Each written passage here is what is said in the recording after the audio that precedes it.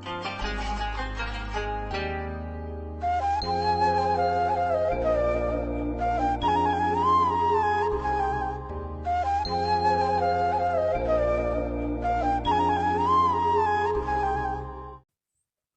عليكم ورحمة الله وبركاته. مرحبا بكم فيديو جديد على قناة صابرين للوصفات المتنوعة.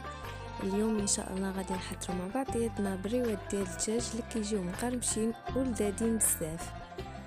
طريقة سهلة واخا تكوني مبتدئة اول مرة كتعملوا غادي يجيوك ساهلين.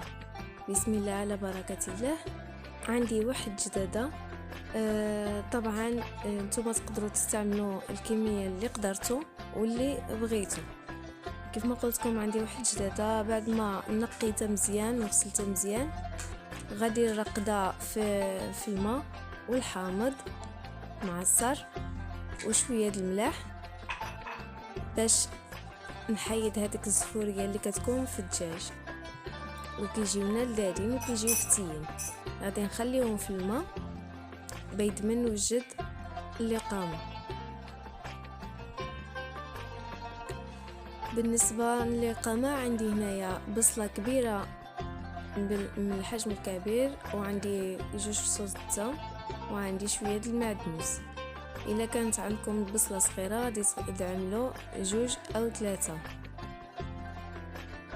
أنا بغيت في هاد البريوات بغيت الدجاج يكون عندي غلاب على البصلة. وفي واحد الطنجرة بعد ما استقطرت الدجاج من الماء والحامض غادي نضيف عليهم المقادير، يعني اللقامة والبصلة اللي عندي. بالنسبة للقامة عملت معلقة سكنجبير، معلقة الخرقوم بلدي، معلقة الابزار وشوية القرفة. بالنسبة للملح على حسب الذوق، وما نساوشي باللي احنا رقدنا الدجاج بالماء والملح. بعد ما كيطيبوا لي كنحيد هذيك الطروفه ديال الدجاج وكنخلي ديك البصله تشحر. بعد ما كتقرب تشحر لي كتشرب الماء غادي نضيف عليها البيضه، البيض اللي خفقته.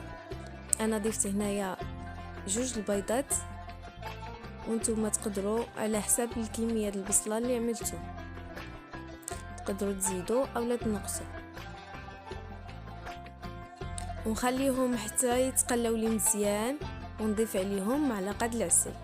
انا هنا توفرت لي هاد العسل عندي حره، ما عنديش وحده اخرى. نتوما اللي الا كانت عندكم عاديه تقدروا تستعملوها، واللي ما كتوفرش عنده العسل في مره يعمل معلقه السكر.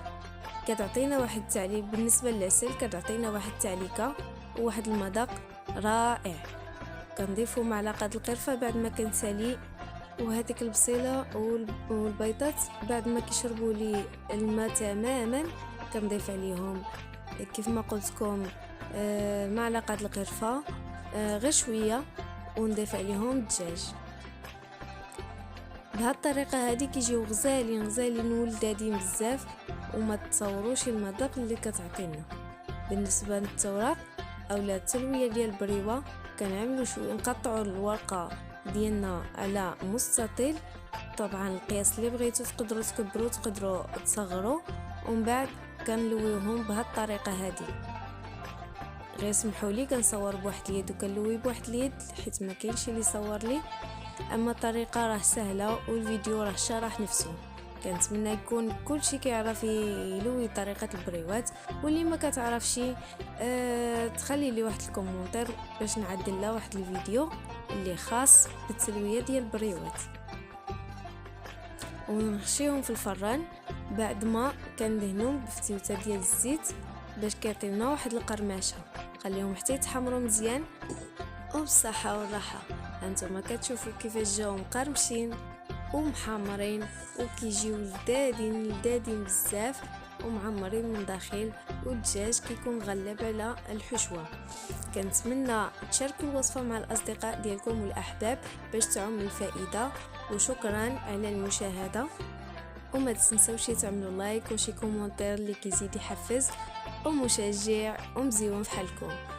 وبالنسبه للناس اللي دخلوا جدادين كنقول لكم شكرا على المتابعه، ومرحبا بكم في قناتي اللي هي قناتكم ضغطوا على زر اشتراك وضغطوا على زر الجرس باش يوصلكم الجديد ديالي ان شاء الله. دمتم في رعاية الله، والى فيديو قادم ان شاء الله.